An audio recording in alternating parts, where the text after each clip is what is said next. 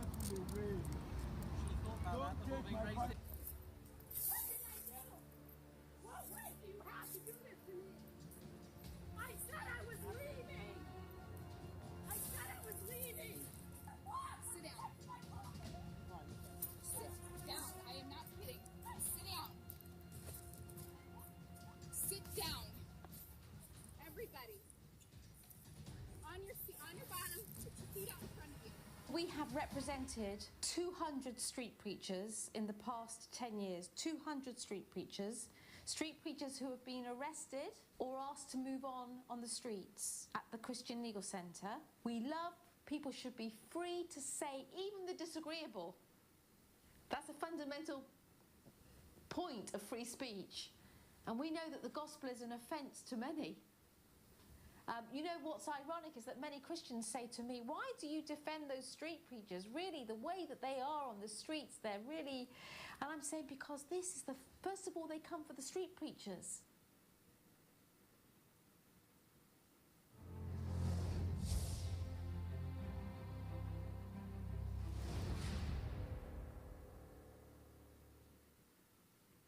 Well, I think to call the United Kingdom, Great Britain, a Christian country, yes, we have an incredible Christian heritage. Yes, the Bible was rooted at the heart of our education systems, health systems, parliamentary systems, legal systems. Yes, and that has meant that we have, as a nation, had great peace and prosperity and been viewed across the world for our systems. But look at where we are today. We are in political and parliamentary chaos. Why? Because we have the shell of Christianity, but not the life of Christianity. Because we have said, we've enjoyed the fruits of Christianity and then said, but we're going to do it our way now. Our way, which has meant we throw out God. And in the throwing out of God, we are ending up now, you'll see, there's a lot of instability in the United Kingdom. Civil partnerships was meant to be something in 2004, was meant to be something that was civil in nature. It was never meant to be sacramental in nature. It was never meant to reflect marriage. But we knew that as soon as it was passed in law, everyone started calling it gay marriage. And within 10 years, we had gay marriage. 전 세계에 복음을 전했던 영국의 기독교. 결국 포괄적 차별금지법으로 무너져 내리고 말았습니다. 그렇다면 차별금지법이 법으로 통과된 나라의 기독교는 어떤 상황을 맞이하고 있을까요? Stop it, Cliff. Stop it. Stop it.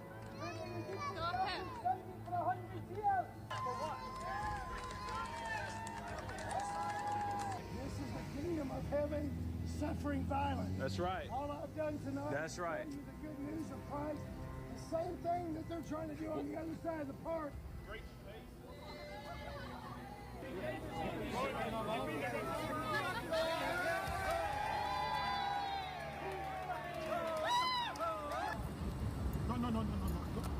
Don't take my Bible to read.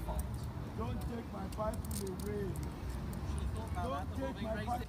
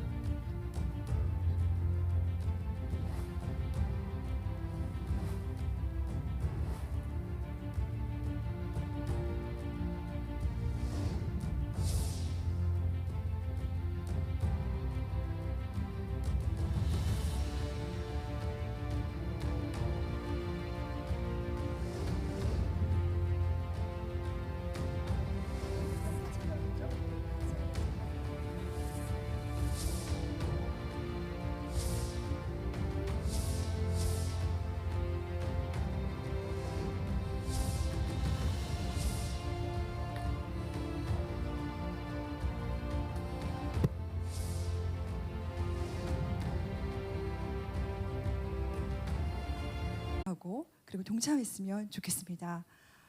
제가 그러면 오늘 저희에게 강의를 전달해 주실 강사분을 소개하겠는데요. 오늘 강사분은 코로나가 아니었다면 아마 함께 해주셨을 텐데 한국에 이미 여러 번 와주셨고 그리고 우리에게 참으로 사금법의 위험성에 대해서 선지자처럼 그리고 정말 우리에게 나팔을 불어주신 참으로 귀한 분이십니다.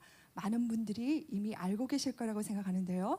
영국 크리스천 컨설 거기에 대표로 계시는 안드레아 윌리엄스 우리 강사님이신데요.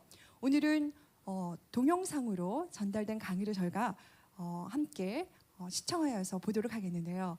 안드레아 윌리엄스 하면 제가 여러 이렇게 외국 강사분들을 보았지만 정말 그분을 먼저 보면은 이분은 변호사로서 그리고 정말 하나님의 정의를 사회 가운데 어떻게 실천하며 행동하는 그리스도인으로서 살아갈 수 있는지에 대해서 우리에게 살아있는 그런 신뢰 그리고 모범으로서 보여주는 분이라고 생각합니다.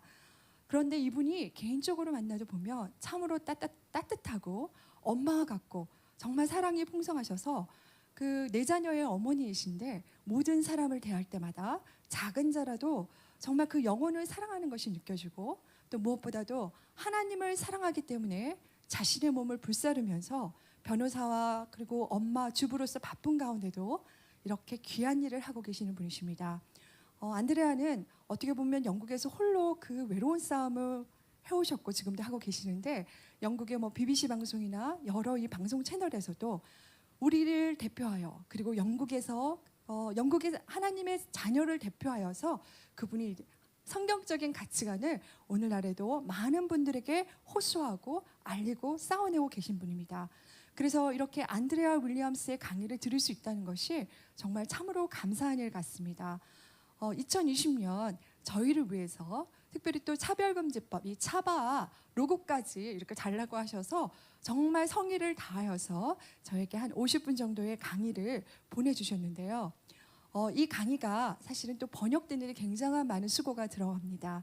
네, 우리 전윤성 변호사님께서 그 강의 번역을 함께 검수해 주시면서 수고해 주셨고요.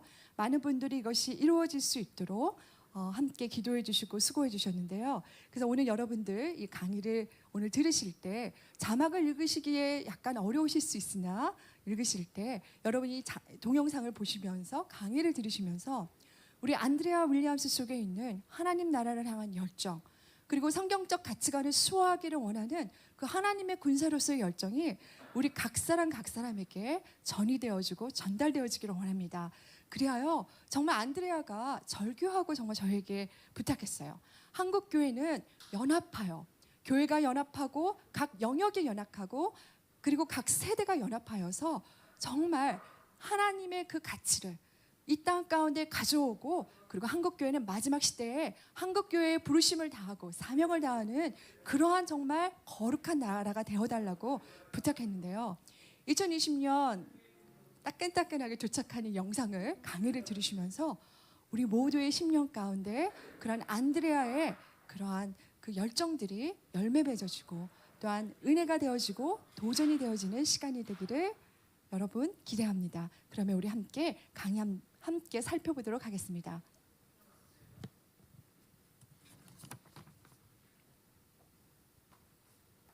Hello, I'm Andrea Williams, Chief Executive of Christian Concern and the Christian Legal Centre. It is always my great joy to speak to the people of South Korea. I only wish that I could be with you in these strange and unique times in our world at the moment. My subject today is anti-discrimination laws in the United Kingdom. And I hope that by speaking to the anti-discrimination laws in the United Kingdom, we can teach a lesson to you in South Korea for what happens when they are implemented, the trajectory, and how important it is for those of you that are Christians, those of you that are law.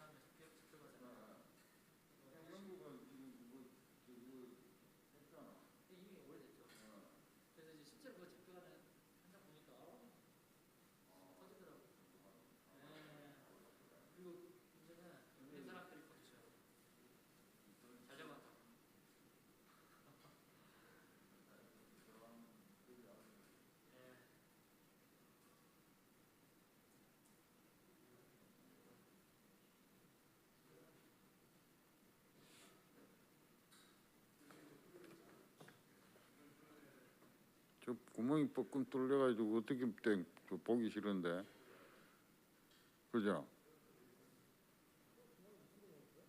어? 아니 위에 저거 내려왔던 건데 구멍이 뚫.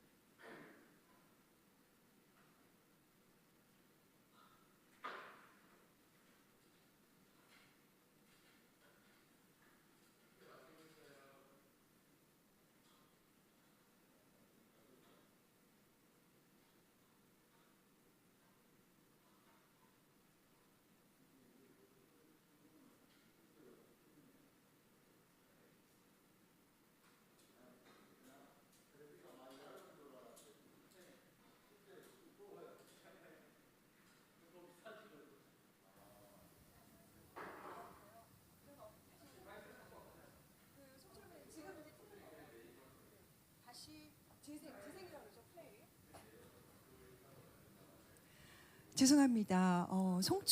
송출하는데 약간의 테크니컬한 문제가 있었기 때문에 저희가 처음부터 다시 재생해서 틀도록 하겠습니다. 양해 부탁드립니다. Hello, I'm Andrea Williams, Chief Executive of Christian Concern and the Christian Legal Centre. It is always my great joy to speak to the people of South Korea. I only wish that I could be with you in these strange and unique times in our world at the moment. My subject today is anti-discrimination laws in the United Kingdom. And I hope that by speaking to the anti-discrimination laws in the United Kingdom, we can teach a lesson to you in South Korea for what happens when they are implemented, the trajectory, and how important it is for those of you that are Christians, those of you that are lawyers, those of you that are teachers, pastors, those of you that are society leaders, that you will understand their nature, you will understand what happens and why it is so important to tackle them for the good of society. So I thank you for your kind invitation to speak to you today.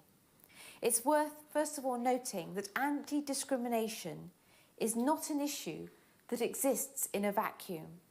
There are numerous root causes that create a culture that lead to the kind of tribalism and identity policies that are at the heart of the equality agenda that we see so clearly in the West and which is coming to you in South Korea. I call it an equality agenda because anti-discrimination law has very little to do with equality and a lot to do with politics. That's why it's important that the politicians, the lawyers, the educators understand very clearly what it is that I'm saying, and also the pastors. At its heart, anti-discrimination defines people by various minority characteristics and focuses on our differences rather than our similarities. Instead of bringing people together in the shared understanding that we are born into the radical equality and the shared dignity of being created in God's image. And that is something that we in Britain have enjoyed historically in our laws, but today that has gone through the equality agenda, and this agenda breeds suspicion among people and the belief that because of their differences, they tend to be victimised by this society more than others. Being a victim, in turn, can breed contempt for those that others view as their victimisers. As we have seen time and time again in the United Kingdom, anti-discrimination law pushes people to fighting for their perceived individual rights to be more equal than others. The philosophy underpinning the anti-discrimination agenda has led to such things as critical race theory, which has bred movements like Black Lives Matter and spawned protests which often become violent in the United States. It has led to an insidious form of cultural Marxism, where our entire history and culture is treated with suspicion and disdain, with an aim to fully dismantling it. So today, in Britain, much of British history is unknown and not properly analysed. And the way that it is taught in the academies and the way that it is spoken of in political life and even in our education in schools is with disdain. The so-called Christian heritage is one to be ashamed of, not celebrating for the good that it has done. This philosophy has led 그럼 괜찮아. 지금 괜찮아. to a transgender theory today where biological sex no longer matters. It's subjective feeling that counts. I can be whatever gender I aspire to be or no gender at all. It is a war of nature and ultimately on God's sovereignty and the creation order. This philosophy has also created the LGBTQI movement, which has for the past 30 years in society sought to deconstruct heteronormativity, to thereby redefine the family, in fact, to smash the family, and to end what they believe to be straight privilege. Perhaps the greatest challenge of the anti-discrimination agenda is that it is all-encompassing. It usually starts in the area of employment or housing, and then it expands to the provision of goods and services. However, where the agenda is most advanced, like in the United Kingdom, it then tries to take over how we educate our children, how we run our churches and define our beliefs. And it even tries to censor our speech and challenge the very beliefs that we hold as Christians, suggesting that they are not worthy of respect in a democratic society. Suggesting that they are not worthy of respect in a society based on equality considerations.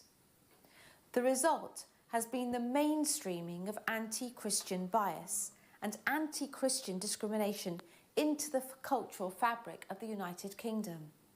And this is why it's really important for all public leaders, including pastors, to understand that this is a gospel issue. It cannot be left to politicians, it cannot be left to lawyers, it cannot be left to educators, it cannot be left to government. It is something that is firmly needs to be dealt with within the church and within the church's people. Anti-Christian bias is a predisposition against an individual or a group wholly or partly due to their Christian beliefs or practices. Who would have thought that this could possibly happen in the United Kingdom? Well, it has. Who would think today that it could possibly happen in South Korea? Well, it could. So, anti-Christian bias first includes stereotyping Christians in a negative fashion, or representing Christian beliefs as oppressive, or backwards, or irrational, or hateful. It deals with mainstreaming the equality agenda, so mainstream and applauding and celebrating gay icon figures, and any that don't celebrate but continue to speak Christian orthodoxy on the subject are vilified as hateful and backward and irrational and not with the times.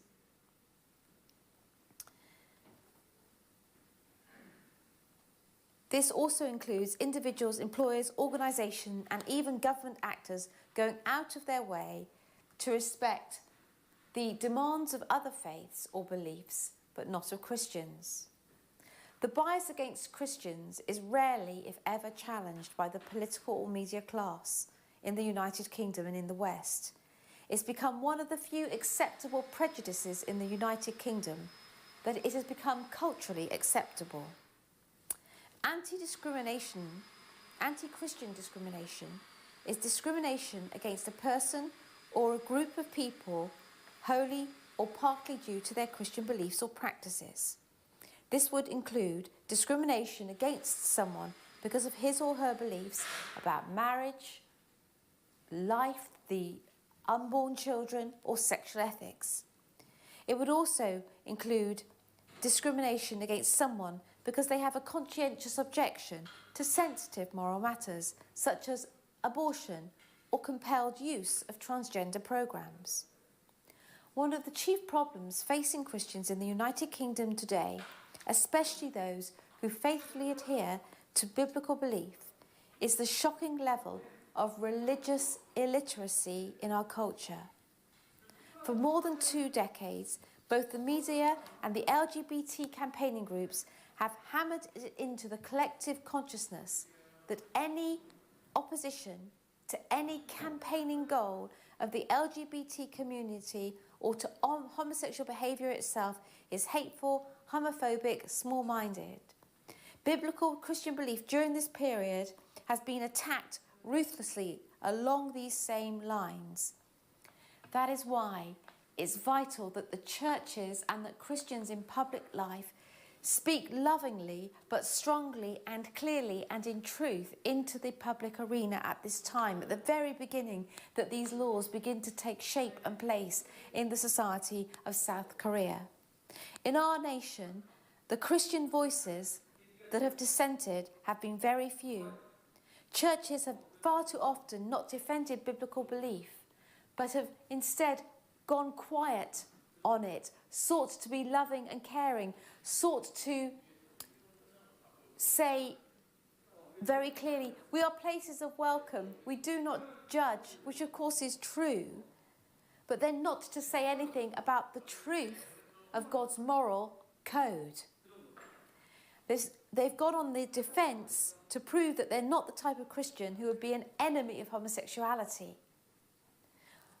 This is why in South Korea it is vital that we talk about the truth when it comes to sexual ethics from the get-go of this anti-discrimination legislation.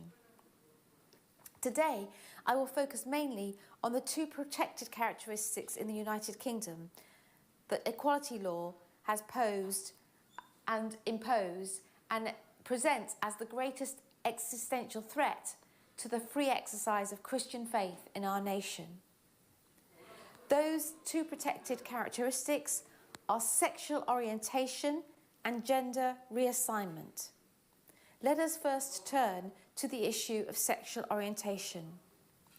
One of the chief problems that exists in defining what legal protections should be afforded to sexual orientation is a hermeneutical one. It's an understanding of what is meant. Put succinctly, the problem began, and I want the South Koreans to really hear this well, because of the lack of legal clarity in how sexual orientation is defined. Please don't make this same mistake at the outset in South Korea. When the Equality Framework Directive 2000 was being drafted, which would later create a legal obligation upon all European Union member states to adopt their own in-kind anti-discrimination legislation, it originally stated this, that with regard to sexual orientation, a clear dividing line should be drawn between sexual orientation, which is covered by this proposal and sexual behaviour which is not. Now, this clarifying statement never made it into the final binding directive. And so the confusion of whether sexual practice was included in sexual orientation has been amended, inherited by the member states. What this means is that sexual orientation and sexual behaviour now becomes one. First of all, the notion of sexual orientation in the first place, that somebody is innately born gay, there's an issue with this. But now it in and of itself expands to mean protection over sexual behaviours so that they cannot be critiqued. The British Parliament has failed to cure this lack of legal certainty. So I think that what's important in South Korea is for you to understand this. When there is an anti-discrimination protection around sexual orientation, it means sexual practice. It means the celebration, the full protection, the promotion of homosexual ideology, fully blown homosexual relationships in society and the promotion of them. And so, as a minimum, this needs to be made clear from the start so that you can ensure conscience objections within the legislation. Or you need to say that sexual orientation does not extend to sexual behaviour. This, of course, already cedes the notion of sexual orientation, which may well, in and of itself, also be a difficult thing. Parliament had opportunity to cure this at various points, but it never did, because the lack of clarity in law can be useful. When defining sexual orientation in Section 2 of the Employment Equality Sexual Orientation Regulations of 2003, it simply used the circular definition that sexual orientation means one's sexual orientation towards persons of the same sex, persons of the opposite sex, or persons of the same sex or opposite sex.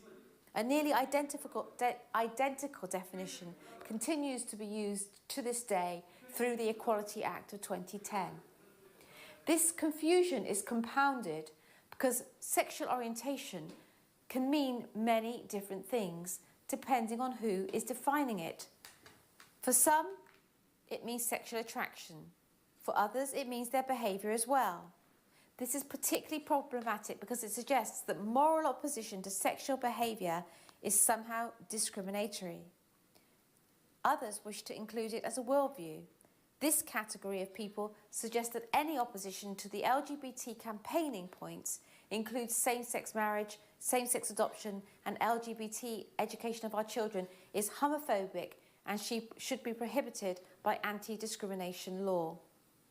Let's turn to this latter category of people first. If you take away anything from today's talk, let it be this. Being homosexual and LGBT campaigning are not synonymous. Being homosexual is about how you live out your life. LGBT campaigning is about political activism and worldview.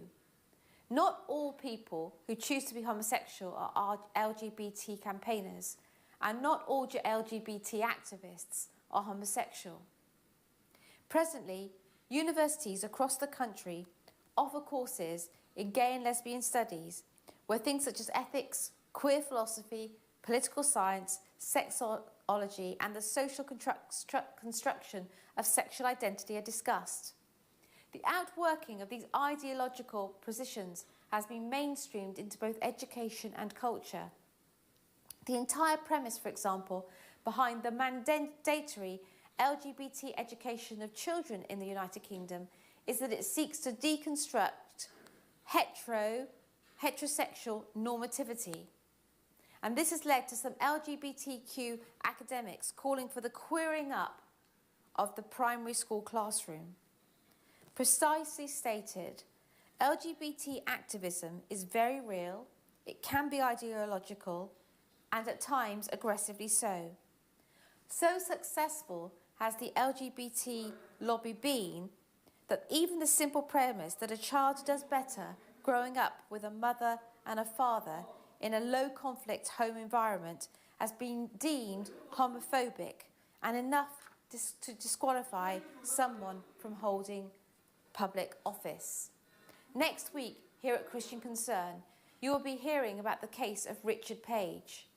If ever there was a symbol for how badly the anti-discrimination agenda has failed Christians and what an existential threat it poses to religious freedom, then Richard is that symbol, and one that will occur in South Korea unless you hold back this anti-discrimination tide at the very beginning. Richard Page is a devout Christian who's always been active in the community.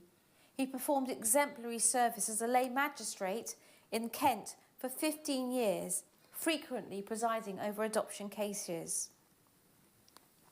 He has served as a highly capable and popular non-executive director with the National Health Trust in our hospitals.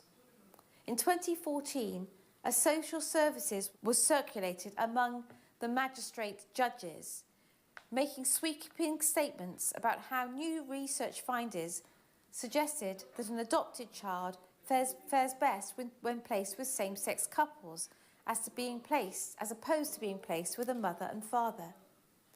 Richard disagreed with the report when it was presented to him in one of the adoption cases that he had to decide on.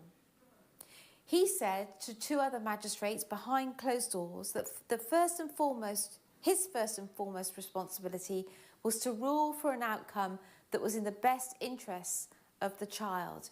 In this particular circumstance, the child had lived for 3 years with a married mother and father. Two gay men wanted to adopt the child, and Richard said that the child would do best to stay with the married mother and father. He also said that he believed that the social science showed that children do best with a married mum and father, and wanted to bring evidence to show a different viewpoint from the report that he was being presented with. He said that this belief also flowed from his belief as faith as a Christian, that he too had practiced as a foster carer with children from broken and difficult homes. Richard and his wife have fostered several children for many years, so he is also able to draw upon his direct experience. Although this conversation was in the judge's retiring room and was personal reflections, and although the child was placed with that same-sex couple, Richard Page's comments were secretly reported to the judicial disciplinary process. By 2015, even though Richard had been subject to disciplinary meetings and equality and diversity training in order to re-educate him, he was suspended from the magistracy, from the judge's bench, pending investigation. The outcome in the investigation was that he had allowed his religious beliefs to affect his judicial decision-making, that he had been biased. So holding the belief as a Christian that children do best with a mother and father was deemed to be discriminatory, and that he should have removed himself from the case. You can imagine that the story of a magistrate being punished simply for suggesting that a child does best with a mother and father attracted a lot of media and public attention. Many people in the United Kingdom, not just Christians, feel the same way. The best available social science, psychology and anthropological evidence attest to the truth of Richard's statement. More than that, members of the judiciary, even the President of the Supreme Court and former head of the Family Division, frequently appear in the media here in the UK to express their views on such boldly contested issues. But they do so without punishment and are often celebrated for their desire to liberalise the law. This was not the case with Richard. By expressing a biblical truth, one which can also be evidenced through secular argument, Richard was removed from office. Just as egregious the National Health Service also dismissed him from his position, even though his portfolio in the National Health Service had nothing to do with parenting issues or public policy. It was to do with finance. The National Health Service suggested that even allowing Richard to continue in his position might mean that LGBT people would be scared of seeking medical help if they were ill. This statement alone shocks the conscience. The idea that a Christian in a non-medical role who never sees patients could dissuade a sick person from getting medical treatment simply for believing a child does better with a mum and dad would be laughable, if not for the fact that a good man has lost his job and his reputation as a result of this type of thinking. The problem of how sexual orientation laws have ravaged religious freedom doesn't stop there. Let's start with a brief piece of history. In 2007, the UK adopted the Sexual Orientation Regulations, the predecessor of the Equality Act of 2010. In 2007, the same year the regulations were adopted, so bear this in mind if you are adopting anti-discrimination legislation, there were 14 Christian adoption agencies in the UK, 11 Catholic adoption agencies in England and Wales, 2 Roman Catholic adoption agencies in Scotland, and 1 evangelical adoption agency in England and Wales. As a result of the sexual orientation regulations, all 14 agencies suffered severe repercussions. Of those 14, several of which have existed for hundreds of years or more and were credited with placing the most difficult children into families, 11 of them were forced to remove their Christian ethos and become secular-sounding agencies, or they would go out of business completely. To put this into perspective, the 2 Catholic agencies in Scotland accounted on average for 20% of the adoptions in Scotland each year. Of the 11 Catholic adoption agencies in England and Wales, they performed 1/3 of all private adoptions in the United Kingdom. Before closing its doors to business, the Westminster Catholic Children's Society alone provided services to more than 3,000 children.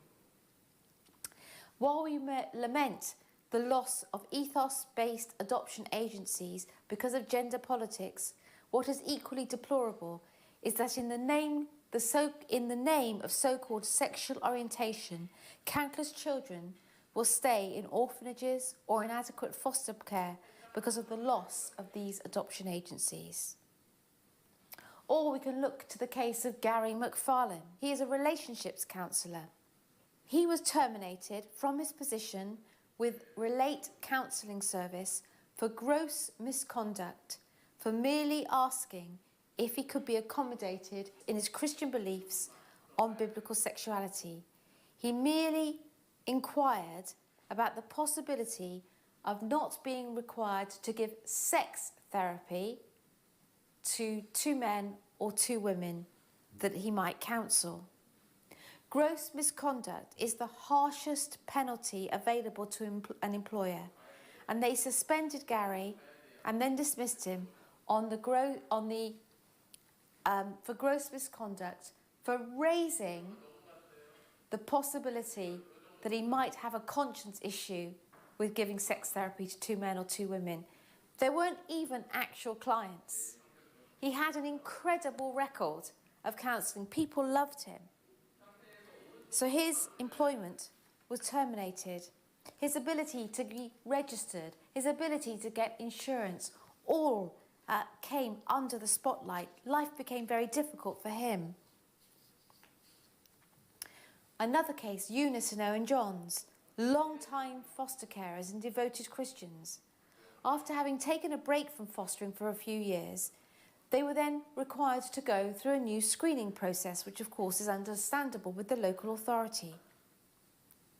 Despite their long history of helping children in the most difficult of situations, Eunice and Owen John were rejected as foster parents because they were asked about their views on homosexuality and whether or not they would be able to encourage a child if they were expressing confusion, or feelings of being gay. Please bear in mind that the age of the children that Eunice and Owen Johns were adopting was 6 and 7, and they were being asked to promote homosexuality to children in their care. During the trial, the taxpayer-funded Equality and Human Rights Commission condemned Mr. and Mrs. Johns, saying that allowing such people to foster children ran the risk of infecting the children with Christianity. It's a little bit like speaking of Christianity like it's coronavirus, some dangerous disease, some deadly disease which isn't fit to be in the public space. What was also extraordinary during this whole process, they wouldn't encourage homosexuality in children, so they weren't deemed fit to be foster carers or adoptive carers. But also, the adoption agency, the local authority felt that their church and the fact they had a lot of people home on a Sunday for Sunday lunch, that this was dangerous for children. To be in that kind of environment every Sunday would be a dangerous environment for the children. Slowly, however, here at the Christian Legal Centre, and we've been going for a long time, ground is being won back by Christians. And one of the most well-known cases at the Christian Legal Centre is that of Felix Ngole. Felix is a Christian student who was removed from his master's degree in social work at the University of Sheffield after he made comments on his personal Facebook page in support of biblical teaching on marriage and sexual ethics. Felix was originally suspended and then removed from his course because he was told that he may have caused offence to some individuals and transgressed boundaries which are not deemed appropriate for someone entering the social work profession. I would suggest that the case represented an egregious incidence of viewpoint discrimination whereby Felix was discriminated not for the subject matter being addressed but for the side that he took in the debate. The case highlights the reality that some universities are seeking to create a bar to certain professions. Unless you think straight, unless you get with the LGBTQI anti-discrimination agenda, you're not fit to be a social worker, you're not fit to be a teacher, you're not fit to be a politician. The case highlights that this is the case. Counsel for the University of Sheffield, Sarah Hannett of Matrix Chambers, one of the most famous barristers' chambers in the country, told the court that the university's policy is not just that the services must be provided without discrimination, but that they must be seen to be provided, that they must be provided without perception of discrimination. And that required the removal of Mr. Ngole from the course. So a Christian with orthodox views on marriage, if that is perceived as someone who discriminates, should not be a social worker, should not be a counsellor, should not be a teacher. Sarah Hannett denied that there was a nexus, a connection between the sharing of his opinion on biblical marriage and his Christian faith. She then went on to argue that in fact Felix was not removed for what he said, but because of the way in which he said it, which was in fact quoting from the Bible. The reality, of course, is that this is a distinction without a difference. The genuineness of this argument also smacks of dubiousness, as no students from the University of Sheffield who've used their Facebook pages to promote social views which the university agrees with, including on issues involving LGBTQI issues, have ever been punished. The High Court found against Felix and the case was appealed. Before the Court of Appeal, counsel for the University of Sheffield, Sarah Hannett, went so far as to say that even Mother Teresa of Calcutta would be barred from social work if she had expressed her views about homosexuality. She argued that even speaking against same-sex marriage in a Bible study should be enough to exclude you from a social work profession. In a sense, she went too far, because on that day in that court, reason won the day. and the Court of Appeal overturned the lower court's earlier ruling, making it clear that the expressing of a Christian opinion is wholly different from engaging in an act of discrimination. The court said Felix had never discriminated against a service user, nor was there any indication that he ever would. Let me just say that this is also the case for Eunice and Owen Johns. They provided the best situation for their children, nor is this the case for Gary McFarlane, who was the best kind of counsellor. This case stands for the fundamental principle that the Christians enjoy the same freedoms to express their opinions as everyone else in the public sphere, without fear of being expelled from their profession of choice or otherwise punished. Despite this victory, the equality agenda still poses a very real threat to Christian freedoms. As I mentioned at the outset of this presentation, equality law typically starts off with relatively humble goals, but then slowly expands into every sphere of our lives, including those that relate to the free exercise of our Christian faith and how our children are educated. In Europe and in the UK, schools are legally obliged to respect the way that parents wish to raise their children in accordance with their Christian faith. However, with the introduction of the Equality Act in 2010, the Department of Education made it mandatory that the various protected characteristics, including sexual orientation and gender reassignment, should be promoted. Little guidance was provided to schools, but one thing was clear. The various educational bodies, locally and nationally, encourage schools to promote LGBT education. It has got to the point in the UK that the government has adopted new education regulations requiring schools at the secondary level to teach LGBTQI elements in all schools, including Christian schools, with no right of opt-out. Primary schools are also under heavy pressure to engage in LGBT issues. I think that many of us have had, historically, in the United Kingdom, an implicit trust in the education of our children by the state.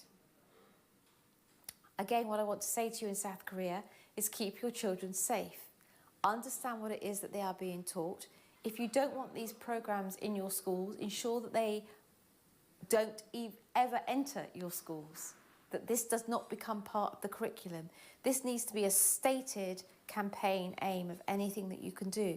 You need to bring in the politicians, the educators, the pastors, the lawyers, in order to ensure that this happens. Until recently, one of the chief executives of Ofsted, which is the the United Kingdom's official school inspectorate, was also one of the senior managers of Stonewall, which is the major LGBT lobby group in the United Kingdom. Stonewall is an LGBT organisation active in many spheres of culture, including politics and education. They are very clear about their campaigning goals, which are anti-ethical to biblical Christianity. They are equally clear that they feel Christianity must change and accept homosexuality as a virtue and condemn any Christian who does not. In fact, currently there is a movement in our nation to ban so-called conversion therapy. What does this mean? Well, actually telling someone that they can turn to Christ, they can give up their sexual behaviour, they can give that up, they can leave it at the foot of the cross. That, the sort of terms that we're hearing in Parliament and even in the church, is spiritual abuse for telling people that they can change. So this is something that you need to be very alive to. Spiritual abuse, conversion therapy, terrible terms which become used against Christians in order to make any explanation that we push back on not able to be heard by others. Government itself has become a cheerleader in this country for LGBT education.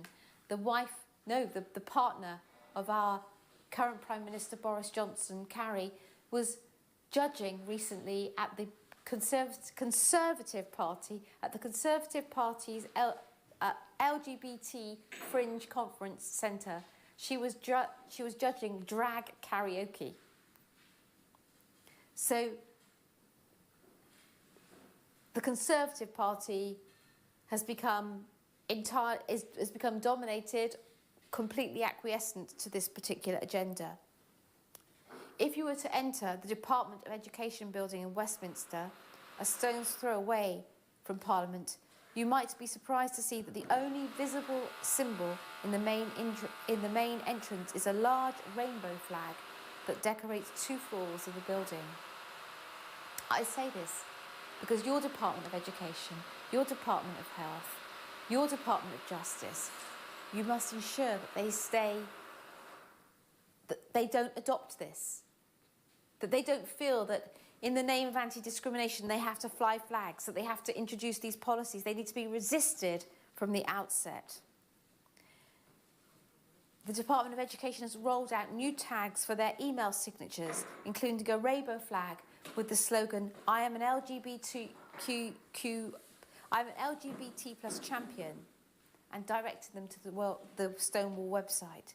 The signature line ends with the following statement, I quote, "We cannot tell by looking at someone or by their name how they self-define their gender," and warning the reader to be sensitive to the use of gender-specific programs. This is our government. This is our government's education department. This is the education department that delivers education to children right down to 2 in our nursery schools. Given this, it's not surprising to hear stories like those of Izzy Montague and her experience at Heavers Farm School. Izzy and her husband Shane are Bible-believing Christians who wanted to raise their son Isaiah in accordance with their Christian beliefs. Izzy was troubled when she began seeing Stonewall posters popping up all over the school with slogans like, I am gay, get over it. Her son was also coming home from school and telling her that he had to read storybooks about being gay.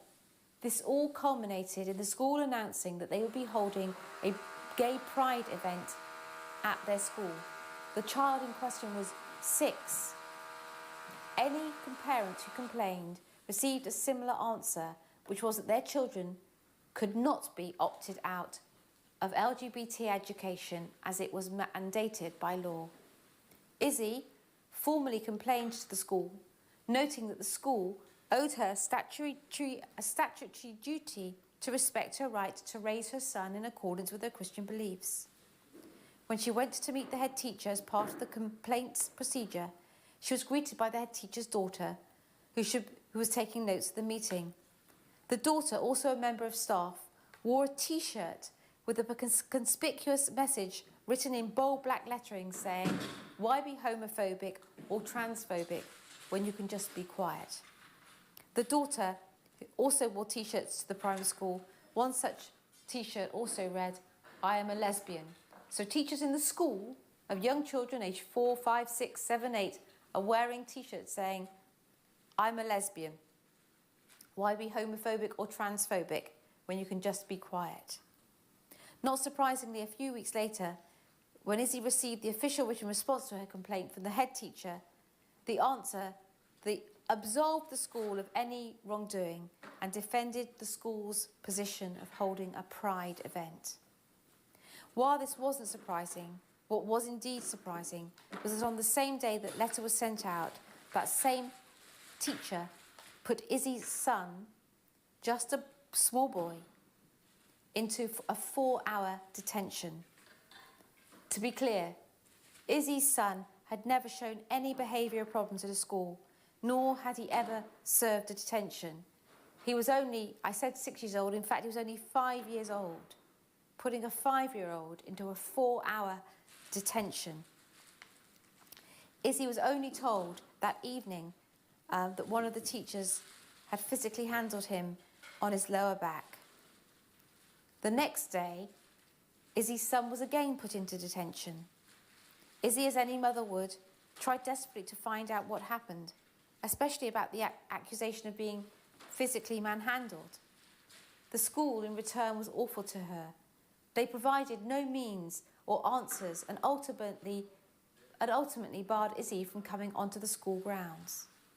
Izzy's story is becoming symbolic of the disdain equality and education activists have for the role of parents in educating their own children. I've been told by multiple school governors when handling complaints for other Christian parents that in their minds, parents are part of the problem and not the solution. They have told me that they have bypassed consulting parents on intimate and moral issues being taught in schools because they know that they will get pushback. So this begs the question as to what kind of response is that to genuine parental concerns when the law of the land requires parents to be consulted on these very questions. And it's why in South Korea what's very important that you ensure that the governance of your school remains Christian, remains, and that you're keeping your children safe, and you're very invested in the curriculum for your children's school. This is a very, very important area to keep safe because, as you can see in the United Kingdom, it has been entirely queered.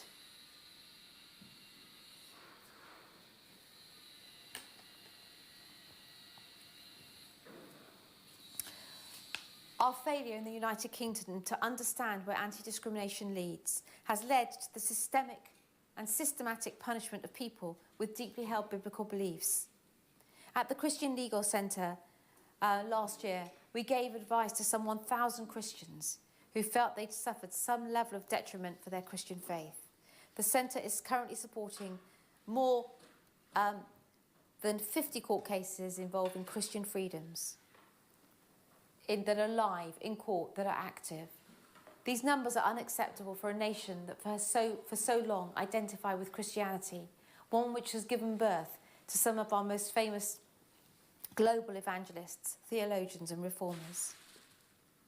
The other protected characteristic I would like to address today, because it's also very damaging to both Christian freedoms and to the culture at large, is gender reassignment.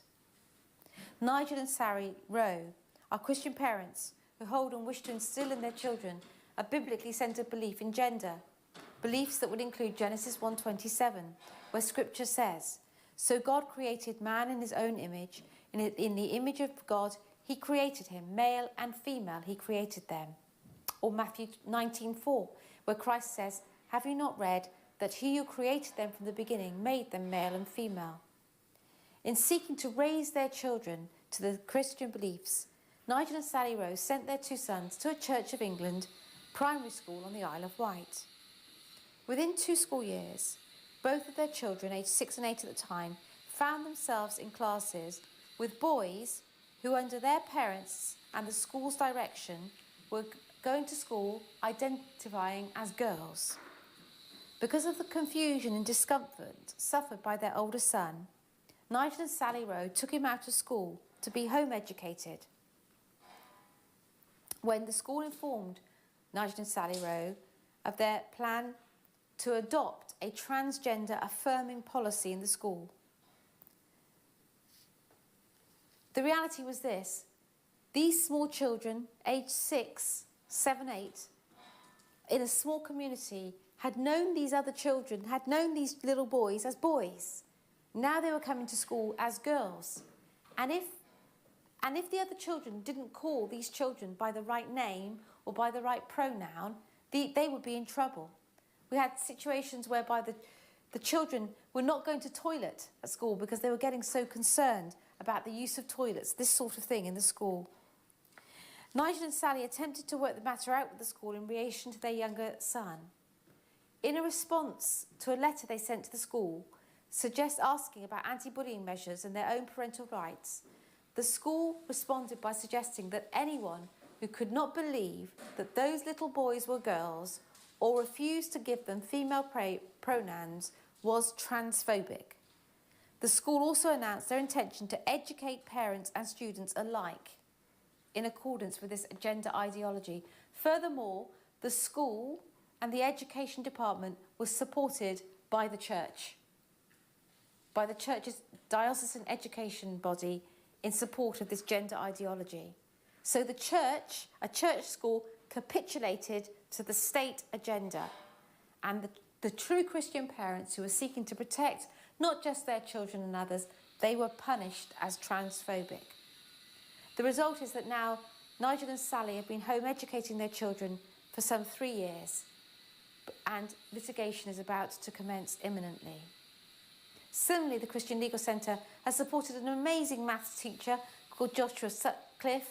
He was sacked for saying "well done girls" to a group of girls. In a maths class, the children were aged 15, but one of the girls identified as a boy. As a result of this,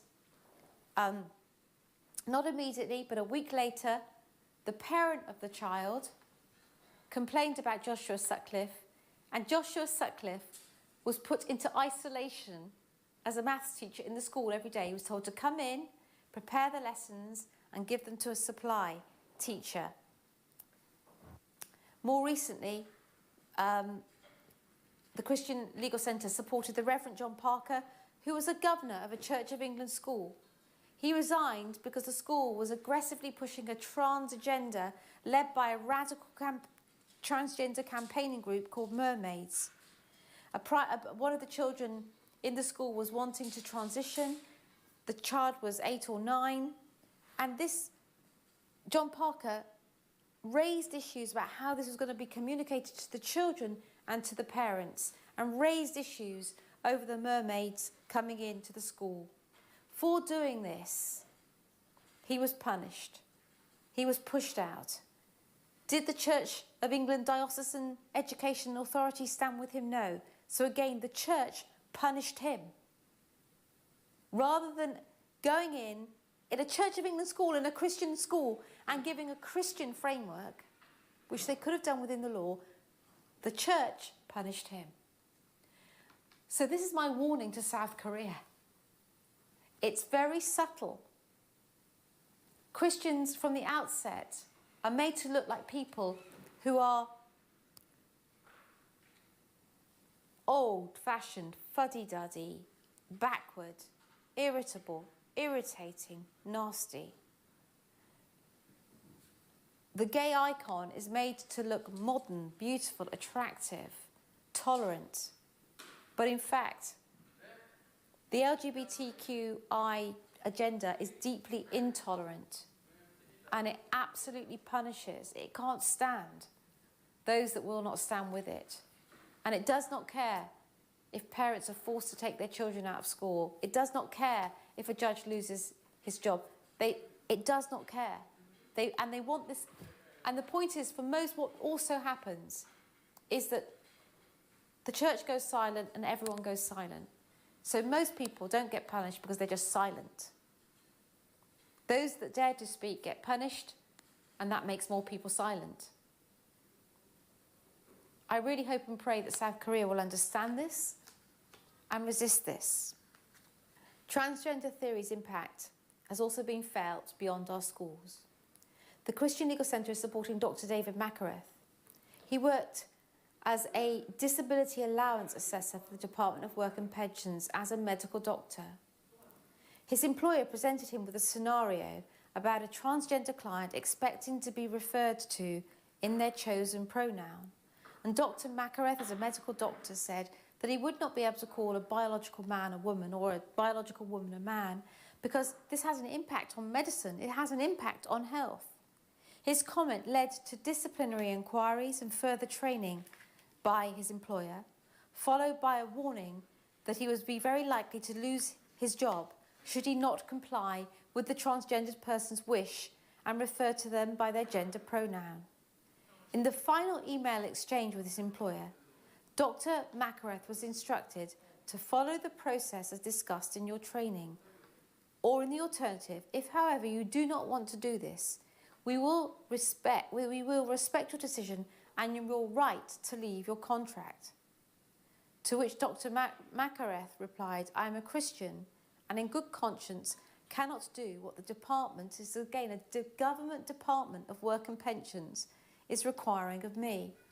So a government department in work and pensions is forcing a medical doctor to sign a medical document as a lie and is forcing him to lose his job. So Dr. Macarthur felt coerced to leave his work and did so with great sadness in June of 2018. He was suspended from his duties during the same month, followed by a summary dismissal.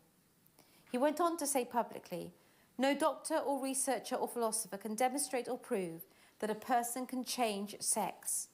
Without intellectual and moral integrity, medicine cannot function, and my 30 years as a doctor are now considered irrelevant compared to the risk that someone else might be offended."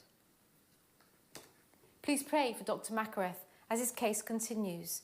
We sincerely believe that the case will set an important principle and precedent for Christians in the United Kingdom. In bringing this talk to a conclusion, I'd just like to thank everyone for their deep desire to keep Korea safe from this type of cultural influence that we have had in the UK, which has led to a strong suppression of Christian exercise in every sphere of life. You are the frontline warriors for what is good and what is right and what is pleasing to God in your nation. In the United Kingdom, I do believe that we have lost our way. Views that show dissent from the sexual orthodoxy of the day are punished and shouted down. So we need people like you to learn from what has happened to us. People willing to stand up for the truth, no matter what the consequences, but people to understand what comes and to resist it from the outset. Do not be naive. Do not be naive. Do not, in fact, have the Christian naivety. Truth and grace, grace and truth. Understand from what has happened to us what will come, unless you resist, because it's your children. It's your children's lives that will be at stake. I thank you for taking a brave stand. I thank you for what you do. God bless South Korea. 네, 여러분 강의를 어떻게 보셨나요? 저 같은 경우에는 제가 안드레아의 그 영상을 그리고 또 강의를 많이 보았지만 한국에서 그 어느 때보다도 차별금지법을 제정하려는 시도가 지금 한창 진행 중인 이때 안드레아의 그 말들이 더 마음에 울림으로 다가왔습니다. 특별히 안드레아 강의 중에서 안드레아가 영국이 이렇게 될 줄 누가 알았습니까? 하고 그렇게 호소하였는데 정말 저도 그런 생각이 들었습니다. 1870년에 우리에게 성경책을 던져주었던 토마스 선교사의 나라, 그리고 유명한 신학자와 성경학자들, 존 스타트, 마틴 로이드 존스, 데이비드 퍼슨 같은 정말 훌륭한 성경 교사와 신학자가 계셨던 그 나라가 지금은 성경적인 가치를 잃어버리고 안드레가 말한 것처럼 크리스천의 그러한 말할 권리조차, 기본 권리조차 보장되어지지 않아서 많은 사람들이 많은 영역에서 핍박을 받고 있는 이 현실. 제가 다시 들으면서 마음이 아프기도 하고 또 제 마음에 경종을 울리는 것 같습니다. 영국이 그렇게 되었다면 한국이라고 그렇게 되지 않는다는 보장이 없구나. 그렇기 때문에 특별히 안드레아가 말한 것처럼 이 재정의 시도가 있을 때 정신을 바짝 차리고, 그리고 그들은 처음에는 작은 것을 목표하지만 결국은 그들은 나라와 아이들과 전 모든 영역을 목표를 삼고 있다는 것을 우리가 기억하고서 참으로 정말 깨어나야 될 때가 아닌가 생각이 들었습니다. 정말 5, 6세 아이들에게 동성애를 가르쳐야 하고, 그리고 2세 어린이집부터 관장하고 있는 교육부에서 교육부의 홈페이지를 들어가고 이메일 서명에 들어가면 LGBT 플러스 챔피언, 결국은 LGBT자들은 승리자라고 말하는 메시지를 어릴 때부터 아이들에게 넣어준다면, 정말 그것을 생각하면 우리의 정말 다음 세대를 잃어버리는 일이 바로 눈앞에 다가와 있을 수 있겠구나. 우리가 아무리 기도하고 교회 안에서 아무리 우리가 열심히 봉사하고 예배하여도 우리가 이 차근법에 대해서 무심하다면 정말 우리가 생각하지 못한 재앙이 바로 우리의 식탁에, 우리의 자녀에, 그리고 우리의 교회와 사업처, 정말 이것이 다가올 수 있는 위협이구나 하는 생각이 들었습니다. 리차드 그 치안 판사라 할지라도 해임을 당하고, 그리고 상담가, 그리고 페북에다가 자기 의견을 올렸다고 해서 핍박을 받는 그러한 개개인의 그러한 모든 언론의 자유와 그리고 신학을 표현하고 할 수 있는 모든 자유가 막혀버리는 정말 생각보다 무섭고 그리고 치열한 이게 싸움이겠구나 하는 생각이 들었습니다. 그래서 한국은 제발 깨어나십시오 하는 메시지가 그 어느 때보다 더 강하게 들려온 것 같은데요. 제가 사실은 이렇게 안드레아 얼굴을 보니까 우리 안드레아 변호사님 얼굴이 몇 년 사이에 보면 정말 이렇게 많은 싸움을 치르셨다는 것을 제가 느낄 수가 있습니다. 제가 한번 또 이렇게 개인적으로 이렇게 여쭤보기도 했는데 그때 하신 말씀이 있었습니다. 싸움이 갈수록 너무나 치열하여지고 있다. 사실 안드레아는 영국 그 기독 법률센터와 그리고 크리스천 컨선을 본인이 그렇게 법률가로서 변호사로서 일하면서 또한 이 단체들을 이끌어가고 있는데요. 사실 이 단체는 개인의 자비랑 선교를 하면서 또 많은 분들의 후원의 동참으로 돌아가고 있습니다. 근데 정말 감당해야 될 법률 업무와 그리고 도와줘야 될 분들 여러 가지 행정 업무들이 많기 때문에 사실은 지난주에 제가 크리스천 컨선 가운데 재정적인 도움이 긴급하게 필요하다는 이메일을 받기도 했습니다. 사실 안드레아 윌리엄스와 크리스천 컨선은 한국이 지금 현재 겪고 있는 일을 먼저 겪었기 때문에 그들에게는 정말 지혜와 우리에게 던져주는 메시지가 있습니다. 그리고 그 경험으로부터 나온 저에게 전달해주는 그러한 지혜와 노하우가 있는데요. 그래서 어려울 때마다 저희가 물어보기도 하고 또 자문을 얻기도 하기도 합니다. 그래서 많은 부분에서 굉장히 많은 빚을 졌다고 생각이 듭니다. 우리가 미국이나 영국 같은 그런 나라들의 복음의 빚을 지기도 하였지만 어떻게 보면 1900년대는 그렇게 지었지만 현재 이 2000년대를 살아가는 우리들은 바로 거룩한 나라 그리고 하나님의 부르심을 일궈내고 성취하는 나라로 세워지기 위해서 참으로 차근법을 막는 일이 너무나 중요한데 이 일에 안드레아와 그리고 크리스천 컨선이 저에게 정말 많은 도움이 되었습니다. 그래서 이번에는 저희가 이 진 빚을 한번 어떻게 조금 감사함으로 표현하고 어려울 때 우리가 힘이 되어줄 수 있으면 좋겠다는 마음이 드는데요. 여러분들 그런 감동이 드시는 분들 크리스천 컨선 그 영어를 이해하시고 아시는 분들은 크리스천 컨선 홈페이지에 들어가면 Donate Now 해서 후원 신청하는 그러한 페이지가 있습니다. 거기를 클릭하셔도 괜찮고요. 송금하는 문제나 그리고 영어 때문에 조금 이해가 어렵다 하시는 분들은 저희 차바가 함께 이 일에 동참하고 돕도록 하겠습니다. 여러분들이 차바 그 유튜브 영상에 유튜브를 보면은 그 아래 하단에 설명이 있는데요. 거기에 보면 차바 후원 계좌가 나와 있습니다. 그 계좌에다가 마음에 이 영국의 진 빚을 크리스천 컨선과 그리고 우리가 안드레아 윌리엄스에게 진 빚을 감사함으로 조금이나마 표현하며 그들에게 또 힘이 되어지기를 원하신다면 저희 그 차바 계좌로 여러분들이 헌금으로 동참해 주시고 근데 계좌 이체를 해주실 때 거기 뒤에다가 영국이라고 적어주십시오. 그러면 저희가 이 헌금을 함께 모아서 영국 크리스천 컨선에게 전달하도록 하겠습니다. 그래서 우리가 말로만 감사한 것이 아니라 우리가 진정으로 그 감사함을 표현할 때 하나님께서 우리에게 더 축복하여 주시고 또한 정말 우리에게 We are not alone in this. 이 싸움은 우리 혼자 싸우는 것이 아니라 이 글로벌한 세계 가운데 악의 무리들이 일어나고 있다면 정말 거룩한 성도들의 무리와 하나님의 진리를 나에게 해가 올지라도 말로 표현하고 지켜내고 행실로 지켜냄으로써 우리의 자녀들을 지켜내고 정말 이 나라 가운데 뜻이 하늘에서 이루어진 것처럼 땅에서도 이루어지는 하나님 그것을 보기를 원하나이다. 우리가 기도하는 마음으로 함께 동참하기를 원합니다. 그래서 여러분 함께 꼭 동참해 주시고요. 또 한 가지는 또 영국에서는 크리스천 컨선 주관으로 1년에 한 번씩 윌버포스 아카데미가 열립니다. 그것도 다 전 세계에서 법조인이라든가 그리고 목회자라든가 근데 이제 영어가 되시는 분들은 또 함께 거기에 관심을 두고 크리스천 컨선 페이지에 보시고 동참하셔도 좋겠는데요. 캠브리지 대학에서 매년마다 이 현재 일어나고 있는 이러한 세상 가운데 성경을 위협하는 그러한 가치들에 대해서 우리가 어떻게 준비하고 배우고 싸워야 될 것인지를 우리에게 훈련해 줍니다.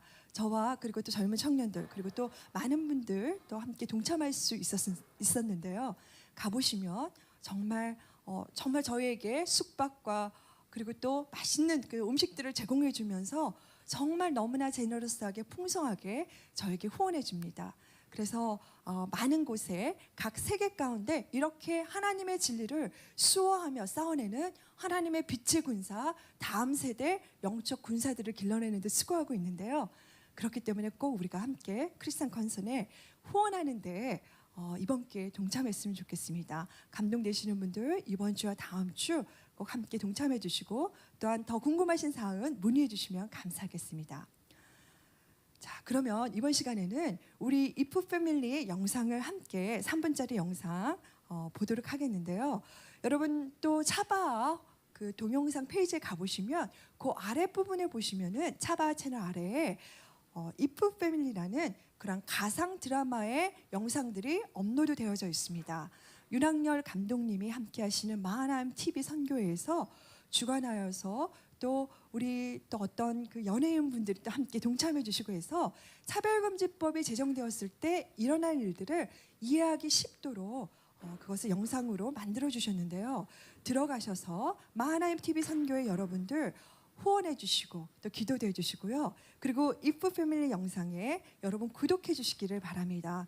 또한 이 이프 패밀리는 3분에서 5분짜리 아주 편안하게 쉽게 볼 수 있는 영상이기 때문에 이것을 교회에서 여러분들이 함께 매주마다 이렇게 상영 영상을 재생해서 보시면은 더 우리가 차별금지법에 대해서 배우는 기회가 되지 않을까 생각합니다. 그러면 우선 저희 3분짜리 티저 영상을 함께 보도록 하겠습니다.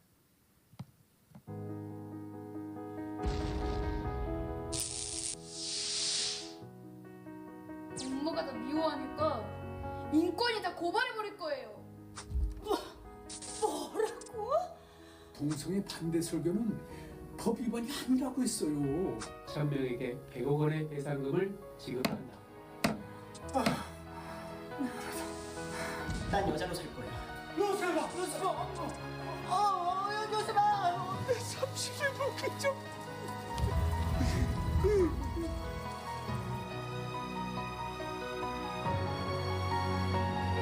차별금지법의 제정을 막아 우리 아이들의 마음을 지켜주십시오.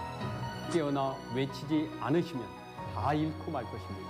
아이들은 굉장히 심각한 기독교 세계관의 침해를 겪게 됩니다. 차별금지법 제정을 막아 우리 아이들의 마음을 지켜주십시오.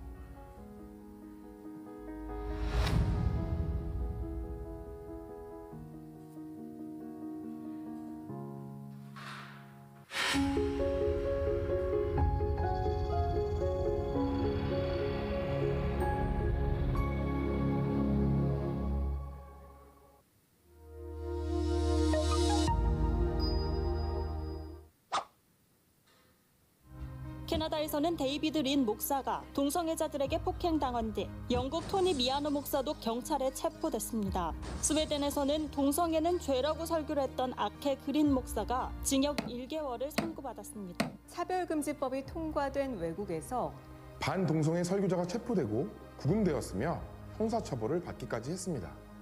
우리나라의 정의당이 발의한 법안은 해당 안 됩니다. 단 제보자 불이익을 좁혀놓았죠. 동성애는 성경의 말씀대로 죄악입니다. 전 신대원을 졸업한 동성애자 강도사입니다. 목사고시 지원하겠습니다. 교회법에 따라 불허하겠습니다. 전 지지하겠습니다. 박 장로님도 교회법에 따라 실히 명합니다. 우리가 이대로 가만히 있을 줄 아십니까? 정신적 고통! 명예훼손과 오역, 교회와 목사를 고발합니다. 동성애자나 동성애 지지자를 교회법으로 치리하는 일로 처벌을 받습니다. 적대적, 모욕적 환경 조성 제3조, 제1항, 제4호 명예훼손죄 확대 적용이 가능합니다. 이 법이 통과되고 제정된다면 확대 적용은 일사천리입니다. 법 개정은 너무나 손쉬운 일입니다. 결국은 판사의 판결에 달린 사안이기에 아무런 문제가 없을 것이란 말은 절대 지켜줄 수 없고 책임질 수도 없는 주장입니다. 교회와 교단, 개인에게 천문학적인 손해배상 위험을 안길 수가 있습니다. 따라서 우리는 반드시 이 법안의 통과를 제정을 반대해야 하겠습니다. 차별금지법 바로 알아야 합니다.